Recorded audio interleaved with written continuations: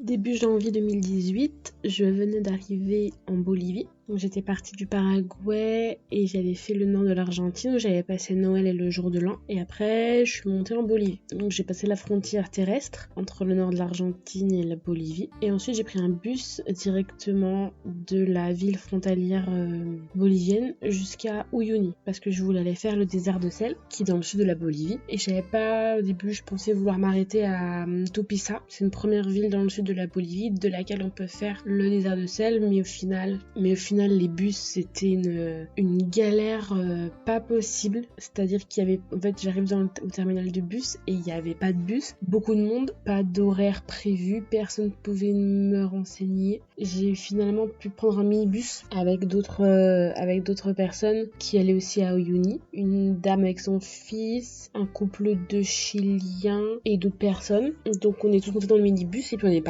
parti pour Uyuni. On a dû mettre ça 4-5 heures parce que c'est pas très loin 1 kilomètre, mais c'est des routes de merde, donc ça va pas très vite, pas non plus très confortable, sachant que j'avais passé la veille la nuit dans un bus pour aller jusqu'à la frontière, et ensuite je m'étais réveillée très très tôt, parce que le bus avait dû nous laisser à la douane à 5 heures du mat, la douane a dû ouvrir à 7 heures, donc après passer les frontières, tout ça, mais je garde pas un mauvais souvenir. On arrive donc à Uyuni, et c'était pour moi vraiment le début du voyage solo, parce que j'étais partie solo, mais j'étais quand même avec des potes tout le long. Avant j'avais fait 2 semaines en Argentine, et là j'étais vraiment dans une ville que je ne connaissais pas solo. Donc j'arrive avec un gars de mon bus, on trouve une sorte d'hôtel, ouais c'était un hôtel, pas d'auberge ni rien. En fait c'est une très très petite ville. Eux ils décident d'aller direct booker un tour pour partir le lendemain faire les 3 jours, et moi je me dis je sais pas, je vais attendre un peu, je vais me poser, parce que j'avais beaucoup de temps. Donc je me pose dans cette chambre, et j'ai même une chambre pour moi toute seule, donc c'est top. Sauf qu'en fait je connaissais personne, je vais faire un petit tour dans la ville. Les gens de la ville sont pas très sympas quand je demande mon chemin ou quoi.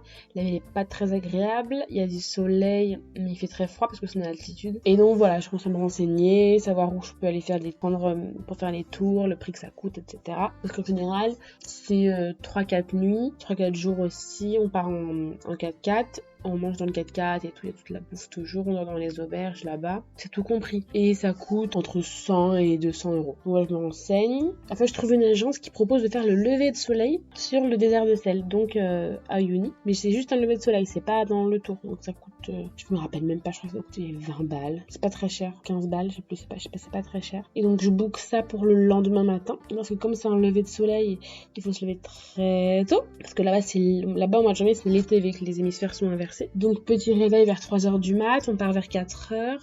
Pour être là-bas, on arrive, c'est nuit totale. Et en fait, on avait de la chance parce il avait plu un peu, donc ça faisait vraiment comme un tout petit lac. Et on donne donc des bottes pour s'équiper parce que il y a plein d'eau. Le soleil se lève peu à peu, on voit bien les étoiles, c'est vraiment un truc de dingue parce qu'il y a rien. C'est-à-dire que le désert de sel de Uyuni, il fait environ 10 000 km². Donc c'est vraiment immense, et à perte de vue, en fait, il y a rien. Il y a notre 4x4, quelques autres 4x4 avec d'autres personnes dedans qui sont aussi venues voir le lever de soleil. Mais c'est tout, rien d'autre. Et donc on prend des photos, on attend. Il fait super froid, c'est-à-dire que j'ai rarement eu aussi froid. J'étais pas équipée, donc autant vous dire que dès que je suis revenue dans la ville, je suis allée m'acheter gants, chaussettes et bonnet. Mes orteils dans mes chaussures étaient congelés. C'était un peu dans des bottes en plastique, quoi. Vraiment congelés. Et au bout d'une heure, le soleil se lève et là c'est vraiment magnifique. Et en fait ça se reflète tout, c'est-à-dire que tout le ciel est rosé, orangé,